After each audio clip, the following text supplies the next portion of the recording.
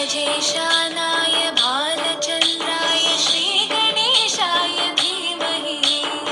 एकदन्ताय वक्रतुण्डाय गौरीतनयाय धीमहि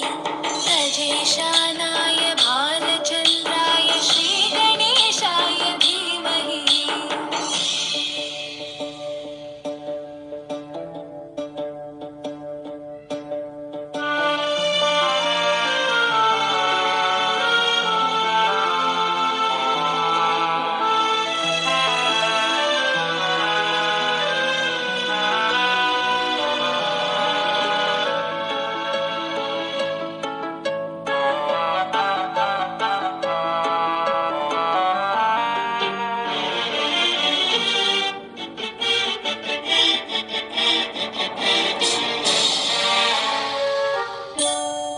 गानचतुराय गानप्राणाय गानान्तरात्मने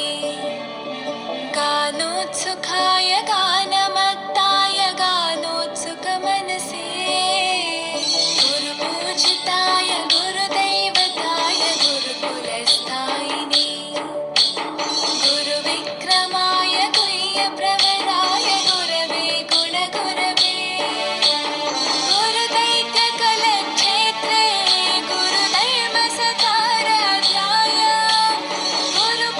गुरुपुत्रपरित्रात्रे गुरुपाखण्डखण्डकाय